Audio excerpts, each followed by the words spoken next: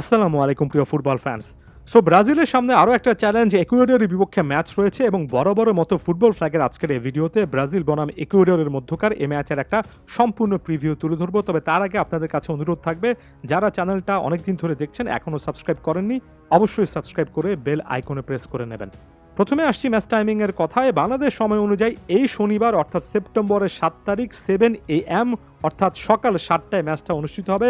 Brazil একটা home match খেলতে নামছে এবং এই মুহূর্তে বিশ্বকাপ বাছাই পর্বের যদি পয়েন্ট টেবিলটা দেখেন, 6টা ম্যাচে মাত্র 2টো জয়, 1টা ড্র এবং 3টা পরাজয় নিয়ে মাত্র 7 পয়েন্ট গেইন করেছে ব্রাজিল। সর্বশেষ 3টা বিশ্বকাপ বাছাই পর্বের ম্যাচে জয় পায়নি। ইকুয়েডরও কিন্তু তাদের থেকে এক ধাপ উপরে আছে, অর্থাৎ ব্রাজিলের জন্য মাস্ট উইন একটা সিচুয়েশন।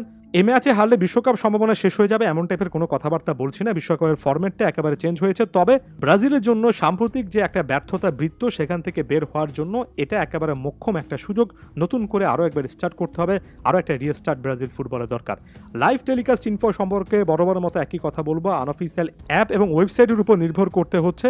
একই সঙ্গে ফেসবুকের উপরও কিন্তু আসলে নির্ভরতা দেখাতে পারেন, ফেসবুক ওয়াচে সার্চ করতে পারেন। এই মুহূর্তে ব্রাজিল এবং ইকুয়েডরে যদি প্রেডিক্টেড লাইন আপ সম্পর্কে বা স্কোয়ার সম্পর্কে কথাবার্তা বলি, ব্রাজিল স্কোয়ারের শক্তিমত্তার দিক থেকে এগিয়ে থাকে একটা দল। তবে আমার কাছে মনে হয় অনেক কিছু কিন্তু ব্রাজিলের প্রমাণের সুযোগ আছে। সত্যিকার অর্থে ডরিভাল জুনিয়রকে যদি ব্রাজিল ফুটবলে একটা ইম্প্যাক্টের জায়গা তৈরি করতে হয়, এখন থেকেই কিন্তু সেই জিনিসটা করতে হবে। গোলকিপার হিসেবে অ্যালিসন থাকছেন, রাইট ব্যাক পজিশনে দানিলো, ডিফেন্সের দুটো পজিশনে এই মুহূর্তে গ্যাব্রিয়েল এবং এডের মিলিতাওর রেস্টাতে এগিয়ে আছেন। মার্কিনোসকে পিছিয়ে রাখার সুযোগ নেই। তো লেফট ব্যাক পজিশন সবসময় চিন্তার একটা জায়গা। এখানে ওয়েন্ডারের জায়গায় হয়তোবা ম্যাচটা স্টার্টিং লাইন আপ থেকে এড়ানো শুরু করবেন। মিডফিল্ড ব্রাজিলের এমন একটা পয়েন্ট, যে পয়েন্টটাতে সত্যিকার অর্থে যত কথাবার্তা বলবো আমার কাছে মনে হয় তত কম হয়ে যাচ্ছে। কারণ ব্রাজিলের মিডফিল্ডাররা যথেষ্ট পরিমাণ ভালো পারফরমেন্স ক্লাব ফুটবলে করলেও আসলে সেটা জাতীয় দলের কনটেক্সটে সেভাবে অনুদিত হয় না। লুকাস পাকেতাকে অবশ্যই বাড়তি একটা দায়িত্ব নিতে হবে। একই সঙ্গে ব্রুনো গিমারেসের কথাও বলতে হবে। ক্লাব ফুটবলে যে পারফরমেন্সটা দিয়েছেন, জাতীয় দলে সে পারফরমেন্সটা দেওয়া দরকার। বাকি একটা পজিশনে জোয়া গোমেস নয়, হয়তোবা ম্যাচটা আন্দ্রে স্টার্ট করবেন। মিডফিল্ডের কথা যে জিনিসটাতে বলেছি, সে একই ভিউ পয়েন্ট কিন্তু ফাইনাল থার্ডের কথাতেও নিয়ে আসবো। ভিনিসিয়াস জুনিয়রকে এবার অনেক কিছু প্রমাণ করতে হবে। জাতীয় দলের জার্সিতে ভিনিসিয়াস জুনিয়র মাঝে মধ্যে ভালো খেলেছেন, মাঝে মধ্যে কিন্তু তাকে খুঁজে পাওয়া যায়নি। ডিসিপ্লিনারি ইস্যু অর্থাৎ কার্ডজনিত সাসপেনশনে কিন্তু কোপা আমেরিকাতে ভুগেছেন। সকল কিছুকে বাদ দিয়ে ভিনি জুনিয়রের রিয়াল মাদ্রিদের পারফরমেন্সটা দেখতে চাই।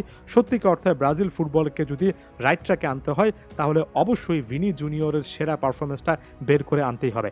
ভিনিসিয়াস জুনিয়র যদি লেফট উইংয়ে খেলেন, অপর ফ্ল্যাঙ্কে রদ্রিগোর ম্যাচটা স্টার্ট করার কথা এবং নাম্বার 9 হিসেবে এখন পর্যন্ত এনরিকের উপরে আস্থা রাখছেন কোচ ডরিভাল এবং এনরিককে নাম্বার 9 জার্সিটা দেওয়া হয়েছে। রদ্রিগো যে জায়গাটাতে খেলবেন রাইট উইং, সে জায়গাতে এস্তেভাও উইলিয়ান, তাকে ঘিরে যে পরিমাণে আলোচনা এই মুহূর্তে ব্রাজিল মিডিয়াতে আছে, এস্তেভাও স্টার্টিং লাইনআপে না থাকলেও বদলি হিসেবে নেমে সত্যিকার অর্থে পার্থক্যের একটা জায়গা তৈরি করতে পারেন কিনা সেটা দেখার মতো একটা বিষয়। অভিষিক্ত হবেন মাত্র 17 বছর বয়সে এবং এস্তেভাও উইলিয়ান, যাকে এস্তেভাও মেসিনো উইলিয়ান বলা হয়, তাকে ঘিরে হাইপটা অলরেডি ফুলিয়ে ফাঁপিয়ে বিশাল করে ফেলেছে ব্রাজিল। এখন দেখার বিষয় হচ্ছে মাঠের ফুটবলে সেটা আসলে তিনি কতটুকু রেপ্লিকেট করতে পারেন। এস্তেভাওর দিকে আলাদা রকমের একটা নজর থাকছে। বদলি প্লেয়ারদের কথা ভুলে গেলে চলবে না, তাদেরও কিন্তু গেমে কন্ট্রিবিউট করার যথেষ্ট সুযোগ আছে। অন্যদিকে ইকুয়েডরের দিকে যদি যাই, ইকুয়েডরে বেশ কয়েকজন প্লেয়ার রয়েছে যাদের অভিজ্ঞতা রয়েছে, যেমন ডিফেন্সে স্টুপিনিয়ান আছেন, মিডফিল্ডে ময়সিস কাইসাদো সত্যিকার অর্থে বড় একটা নাম, ফাইনাল থার্ডে সারমিয়েন্তো কিংবা ভ্যালেন্সিয়া, তারা তাদের অভিজ্ঞতার মাধ্যমে সত্যিকার অর্থে ব্রাজিলের এই ডিফেন্স লাইনের পরীক্ষা নিতে পারেন। অর্থাৎ ইকুয়েডরকেও দূরে রাখা সম্ভব নয় এবং বিশেষ করে ফিজিক্যাল ফুটবলের কথা বলতে হবে। শরীর নির্ভর খেলায় ইকুয়েডরে যে অন্যরকম একটা আধিপত্য আছে, সেটা তো আপনারা খুব ভালো করে জানেন। যাওয়ার আগে হেড টু হেড রেজাল্টের কথা বলবো। ব্রাজিল অনেকটুকু এগিয়ে রয়েছে, 27টা ম্যাচ তারা এই দলটার বিপক্ষে জিতেছে, হেরেছে মাত্র 2টো ম্যাচ। তবে সর্বশেষ 2টো ম্যাচ কিন্তু ড্র হয়েছে এবং এটাই ইকুয়েডরকে অনুপ্রেরণা যোগাবে। হয়তোবা ডিফেন্সিভ ফুটবল খেলে ড্রয়ের দিকে এই দলটা যেতে পারে। দেখা যাক লো ব্লক ডিফেন্স লাইনের বিপক্ষে ব্রাজিল আসলে কিভাবে এনকাউন্টার করে, কিভাবে কাউন্টার অ্যাটাকিং ফুটবল কিংবা ডিরেক্ট অ্যাটাকিং ফুটবল খেলতে পারে। ধন্যবাদ সবাইকে।